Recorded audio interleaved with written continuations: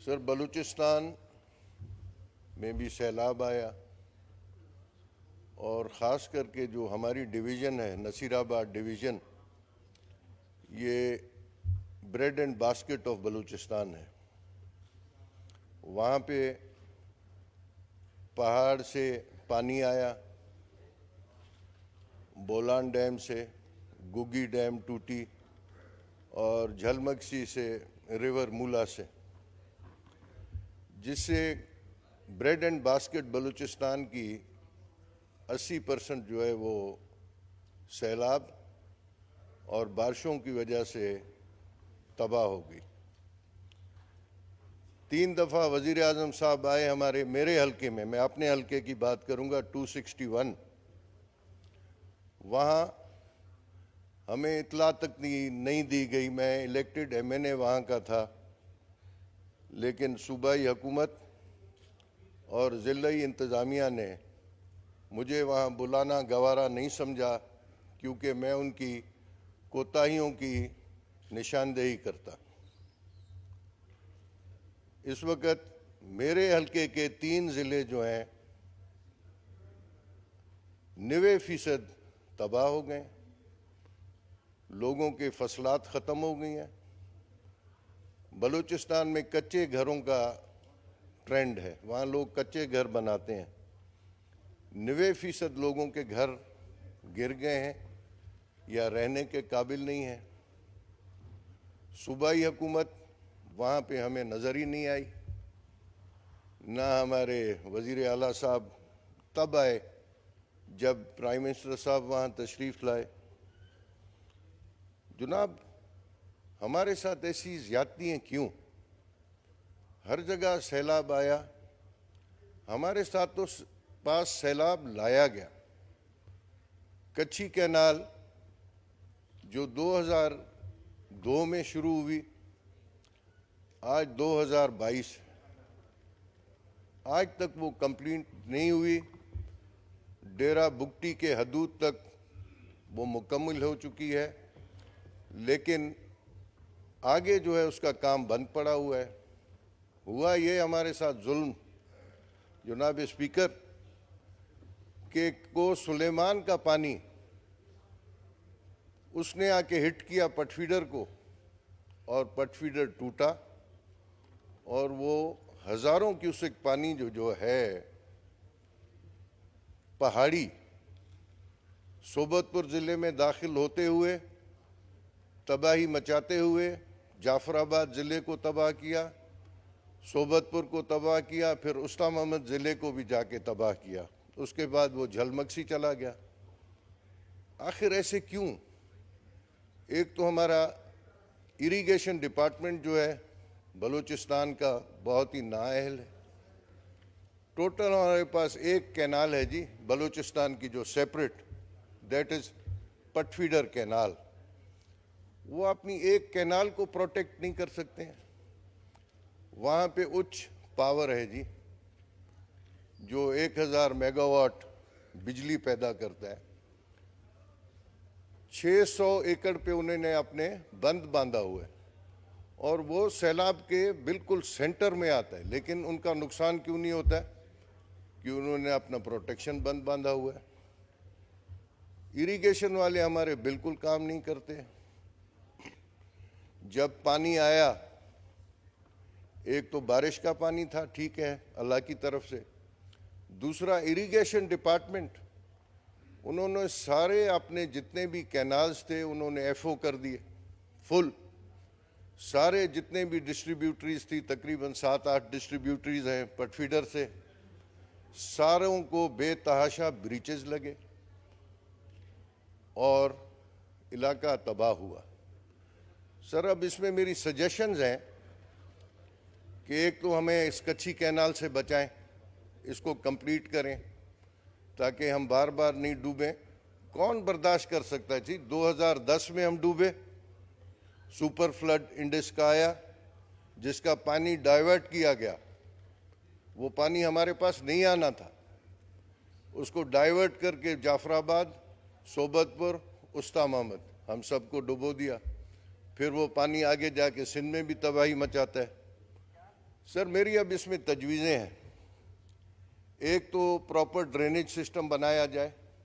इसको अभी ड्रेनेज आप ना समझें, ये हर चौथे साल फ्लड आ रहा है। इसको आप अभी ये समझें कि ये आपके स्केप चैनल्स बनने चाहिए फ्लड के लिए, और इनकी कैपेसिटी बढ़ानी चाहिए। अगर ये सिस्टम नहीं बना तो यकीनन मैं बोलता हूँ कच्चे के इलाका जैसे सिंध का है, डूबता है, वहाँ जब वो डूबता है तो फ़ायदा होता है, फसलात होती हैं। लेकिन हमारे पास जब हमारा इलाका डूबता है तबाही आ जाती है। इस वक्त भी सोबतपुर, जाफराबाद, उस्ता मोहम्मद डिस्ट्रिक्ट्स, तीनों डिस्ट्रिक्ट्स में पानी ठहरा हुआ है। गवर्नमेंट की तरफ से कोई पानी निकालने की सिस्टम नहीं है। खरीफ तो हमारी गई, अभी जो खदशा है कि रबी जो है हमारी वो भी बहुत कम होगी। बाकी मैं एक तजवीज़ यही है कि आप ड्रेनेज सिस्टम को बड़ा करें, पटफीडर के बैंक्स को स्ट्रॉन्ग करें, पटफीडर कैनाल की डीसिल्टिंग हो। और ये जो अभी अच्छी बात है, आज मिनिस्टर साहब बोल गए कि जी हम फ्री सीड देंगे। आप सीड ज़मींदारों को ना दें, हारियों को दें। अगर फर्टिलाइज़र देते हैं वो भी आप हारियों को दें, क्योंकि नुकसान सीड, हमारे पास जो जी रिवाज है बलूचिस्तान में, सीड और हल ये हारी पे होता है। बाकी जो इन्वेस्टमेंट करते हैं वो ज़मींदार हम लोग करते हैं, जिसमें भी 50-50 होता है।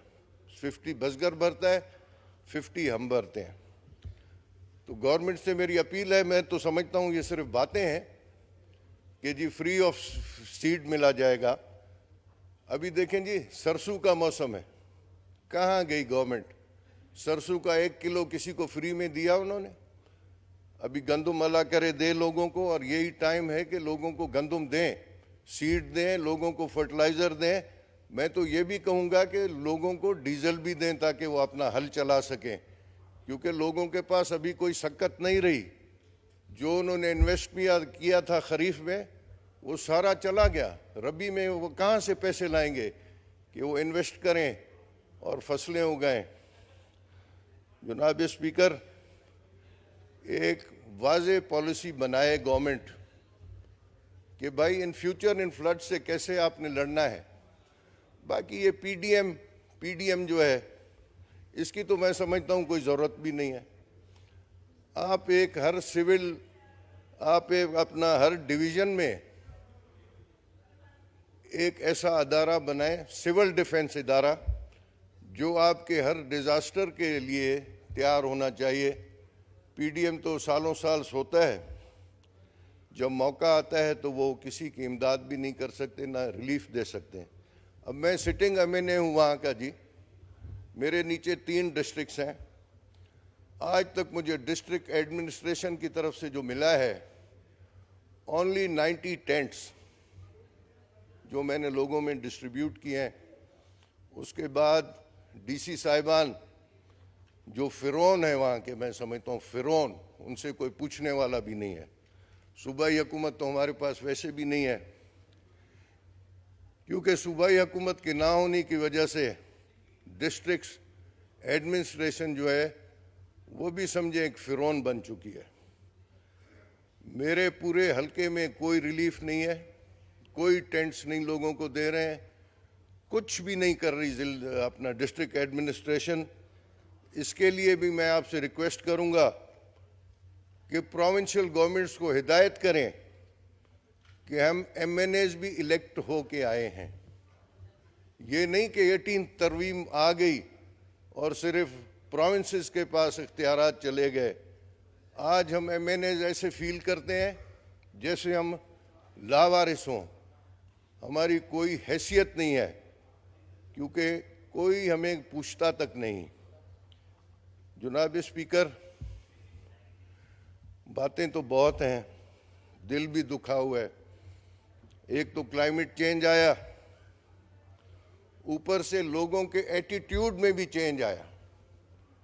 लोग ये समझते हैं कि हर चीज़ एमएनए एमपीए के हाथ में है, लेकिन हकीकत में आप देखें तो सब कुछ जो है वो आपकी district administration and provincial administration के पास है।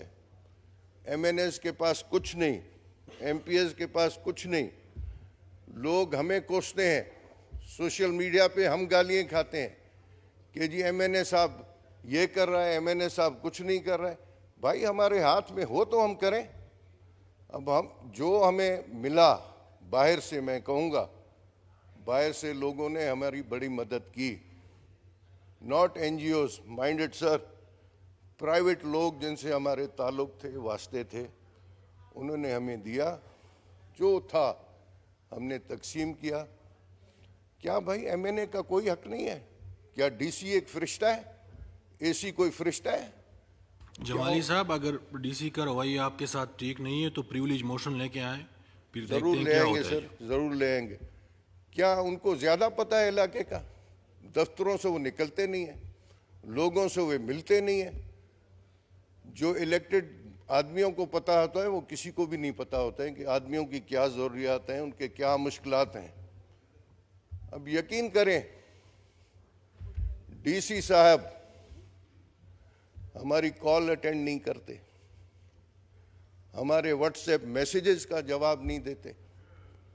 भाई हम कोई अपने लिए नहीं मांग रहे हैं, हम अवाम के लिए मांग रहे हैं। वो अवाम डूबी हुई है। आज भी जाएं आप, हजारों की तादाद में लोग रोडों पे बैठे हुए हैं, उनके लिए कोई राशन नहीं। अभी सर्दी आ रही है, वो घरों में नहीं जा सकेंगे। क्या इंतजामात हो रहे हैं उनके लिए? क्या उनके लिए गर्म कपड़ों का इंतजाम हो रहा है? उनके लिए गर्म बिस्तरों का इंतजाम हो रहा है? What is the government doing? मुझे तो कुछ नजर नहीं आ रहा।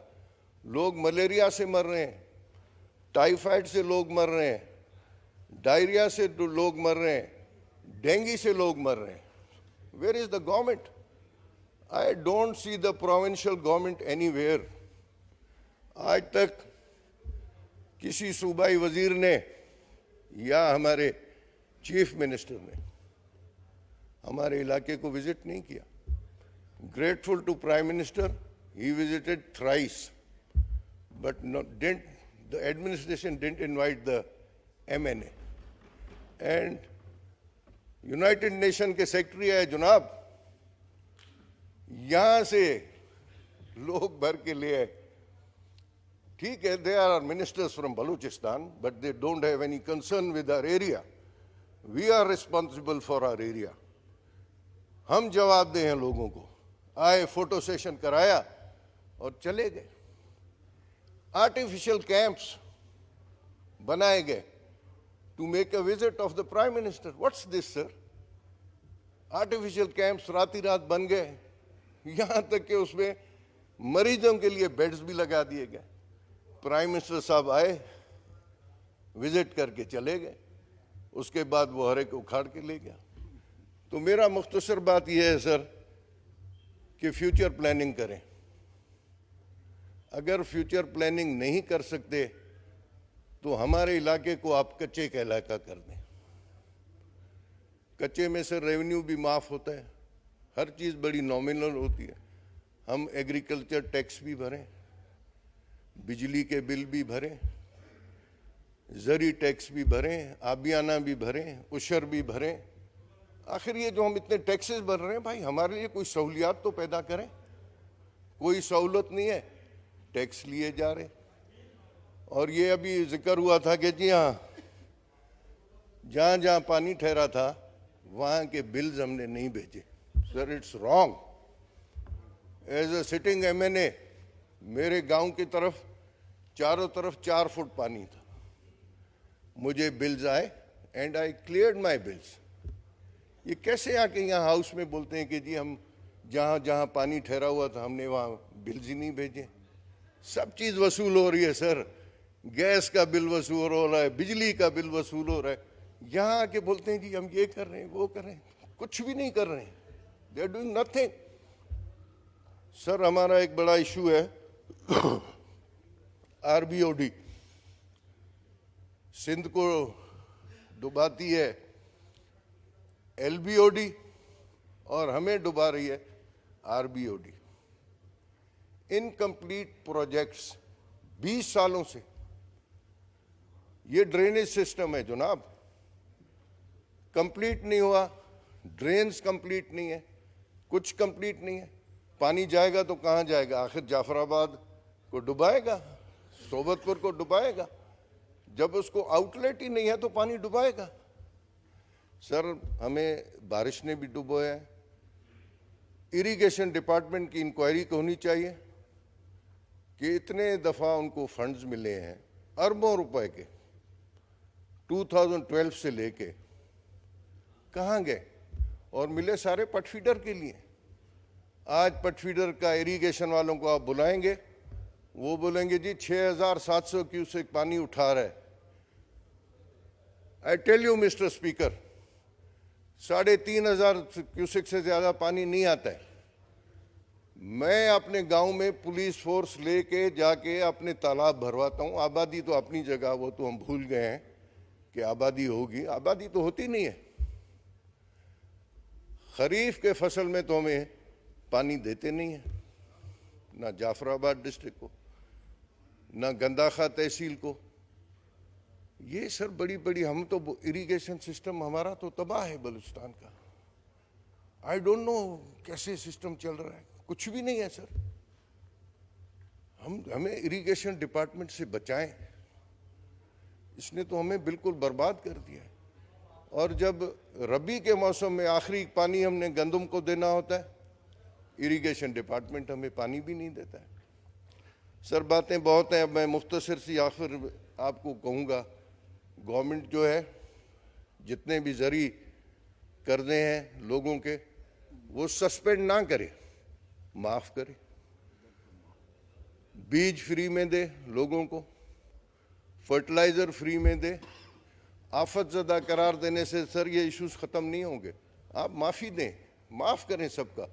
जब आप एक बिजनेसमैन या एक इंडस्ट्रियलिस्ट को अरबों रुपए माफ़ कर सकते हैं, क्या आप काश्तकारों को माफ़ नहीं कर सकते? माफ़ कर दें सब कुछ। और सर, अभी आपको फ्लड ड्रेन्स बनानी पड़ेंगी अगर बचाना है। अगर नहीं है तो हर चौथे साल ये डिज़ास्टर आएगा और हम भुगतेंगे। सर, आपकी बड़ी मेहरबानी। Thank you sir. शुक्रिया।